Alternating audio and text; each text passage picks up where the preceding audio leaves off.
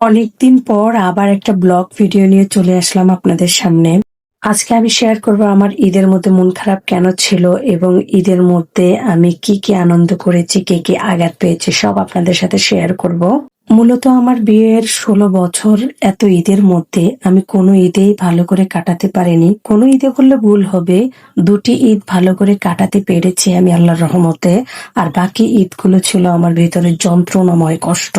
যাই হোক, অতীত না বলেই বর্তমানে বলি, এবারে ঈদটা আমি অনেক কান্নাকাটি করেছিলাম। প্রতি ঈদের মতো রীতিমতো আমার বর সবসময় মুখ কালো করে বসে থাকে, মুখ কালো করে গম্ভীর করে থাকবে, যেহেতু আমাদেরকে কোথাও যেন বেড়াইতে না নিয়ে যাওয়া লাগে। উনি কি করে, আমার সাথে রাগ করে বাইরে চলে যাবে আর উনি বিন্দাস হয়ে ঘুরে বেড়াবে বন্ধু বান্ধব সাথে, অনেক আনন্দ করে। কিন্তু বাসায় আসলে উনি মুখটা কালো করে বাসায় ঢুকে এমন একটা ভাব দেখায় যেন ওনার মনটা ভীষণ খারাপ। সেটা আমি আবার ওর বন্ধুদের ফেসবুকে হয়তো অনেক সময় পোস্ট করে অনেক আনন্দ উল্লাসের ছবি ভিডিও আমি দেখতে পাই, তো আমি কিছু বলি না, কারণ এটাই আমার অভ্যস্ত হয়ে গেছিল। কিন্তু এবারে একটু বেশি কান্নাকাটি করেছিলাম। প্রতি বছর যদি ওর কাছে হাতে পায়ে ধরে কান্নাকাটি করি, প্লিজ আমাদেরকে একটু বাইরে নিয়ে যাও না, আমাদের সাথে একটু কথা বলো না, তো এবারে একটু আমি বেশি কান্নাকাটি করেছিলাম ওর পায়ে পড়ে। কিন্তু তার কঠিন হৃদয় গলেনি আমার জন্য। সে আমার সাথে অভিমান দেখায় চলে যাচ্ছে, কিন্তু সে ব্ল্যাক সানগ্লাস পরে, রেড কালারের গেঞ্জি পরে, হুন্ডা নিয়ে, হেলমেট নিয়ে ঘুরে বেড়াচ্ছে বন্ধুদের সাথে। তো এগুলো দেখে রেগুলার মতো আমি কান্নাকাটি করতেছি, বিছানায় শুয়ে থেকে বসে থেকে। পরে একটা সময় চিন্তা করলাম, ঈদের দ্বিতীয় দিনের পরে তৃতীয় দিনে যাই চিন্তা করলাম, আমিও তো পারি চাইলে আনন্দ করতে, তাই না?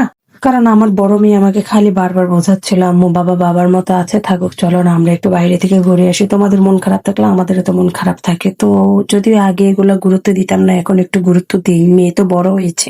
তো মেয়ের কথার উপর ভিত্তি করে বললাম যে চলো আমরা একটু বাইরে যাই। তো চলে আসলাম ঈদের তৃতীয় দিন বাচ্চাদেরকে নিয়ে একটু বগুড়া ডিসি পার্কে, একটু বাচ্চাদের নিয়ে ঘুরবো ফিরবো, খাবো দাবো, তারপর বাসায় যাব।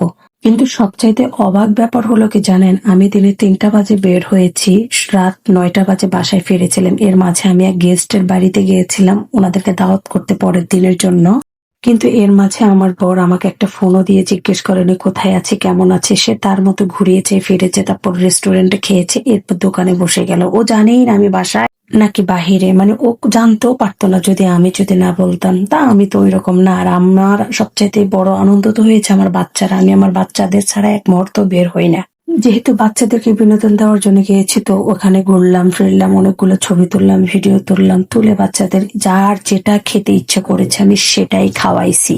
এখানে একটা কথা বলে রাখি যে আমি বেড়াইতে গিয়েছিলাম, তখন যে খাওয়া দাওয়া করাইছি এগুলা কিন্তু বাচ্চাদের বোনাসের টাকা দিয়ে বাচ্চাদেরকে অনেক আনন্দ দিয়েছে। বললাম তোমাদের যার যেটা খুশি তোমরা তাই কিনতে পারো, কারণ ওরা এক একজনে 1500, 1000, 1200 করে ঈদ বোনাস পেয়েছিল। তো সেই হিসেবে ওদেরকে ঘুরাইতে ফিরাইতে আমার খুব একটা কঠিন হয়নি। আমি শুধু গাড়ি ভাড়াটা নিয়ে গিয়েছিলাম, আর যে যেটা খেয়েছে তারটাই টাকা দিয়ে। তারপর যাই হোক অনেক আনন্দ করলাম। ভিতরে কষ্ট তো থেকেই যায়। তারপর বাচ্চাদেরকে আমি বুঝতে দিচ্ছিলাম না আমি ঘুরতেছি ফিরতেছি, আর বাচ্চাদের সাথে অনেক হাসাহাসি করতেছিলাম। তো মনে মনে ভাবলাম যে আসলে এখন থেকে আমি এটাই করব, এটাই বেস্ট।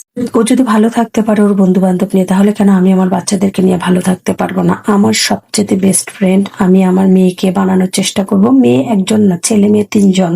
ওদেরও তো কেউ নেই আমি ছাড়া। তাহলে আমি যদি ওর বাবার মতো অভিমান নিয়ে থাকি তাহলে তো হবে না। ওর বাবা অনেক সংসারে খরচ করে, অনেক কষ্ট করে, সবই বুঝি, কিন্তু ওই লোকটা ঈদের মধ্যে আসলে কেমন জানি হয়ে যায়, অদ্ভুত হয়ে যায়। এগুলো আবার আমার বাচ্চাদের অভ্যাস হয়ে গিয়েছিল। তো যাই হোক, এত আনন্দের পরেও মানে ভিতরে একটা বিষণ্ণতা থেকে যায়। তবুও কি করব, করার কিছুই নাই। আমার মতো আপনারাও করবেন এভাবে। স্বামীর জন্য কষ্ট পেয়ে লাভ নাই, সন্তানদেরকে আনন্দ দিবেন। আমি তো মনে করি আমি বর্তমানে যে কাজটা করতেছি সেটাই বেস্ট। অভিমান নিয়ে কষ্ট পেয়ে ঘরে একলা করে দুমড়ে মুচড়ে পড়ে থাকবো, কষ্ট পাবো, হয়তো এটাতে অ্যাক্সিডেন্টও হতে পারে কখনো না কখনো। সেটা না করে আমি সন্তানদের বন্ধু হয়ে গেলাম, আমিও ভালো থাকবো, বাচ্চারাও ভালো থাকবে। মানে আমি অনেক আনন্দ করতেছিলাম ওদের সাথে। এবারে অনেক মজা করেছি, ওদেরকে অনেকটা বিনোদন দিয়েছি, এজন্য আমি অনেক খুশি এবং আমার ভিতরে ভালো লাগা কাজ করতেছে। তো যাই হোক, ঘুরে ফিরে চলে গেলাম। বের হওয়ার সময় একটা ফুটেজ নিলাম। মানে অনেক ভিডিও তো করেছি, সবটা তো তোলা সম্ভব না, তো যতটুকু পেরেছি ততটুকু তুলেছি। আর যাই হোক, আমার এই ভিডিওগুলো যদি আপনাদের ভালো লেগে থাকে তাহলে প্লিজ অন্তত আমার সন্তানদের আপনাদের জন্য এবং আমার জন্য একটুখানি সাপোর্ট ভালোবাসা দিবেন বন্ধুরা। আর আমার ভিডিওটা কেমন হয়েছে একটু জানাবেন। সবচেয়ে বড় কথা, আমি যে ড্রেসটা বানিয়েছি, ড্রেস বা বোরকা যেটাই বলেন, আমি গস কাপড় কিনে বানাইছি, আমার ভালোই লাগতেছে। সবসময় তো আমি কালো বোরকা পরি, আর আমি জামা পরে একটু ভিডিওতে কম আসতে একটু ভালো লাগে, তাই এটা বানাইছিলাম যে ঈদের মধ্যে একটা ভিডিও হলেও তো তুলবো।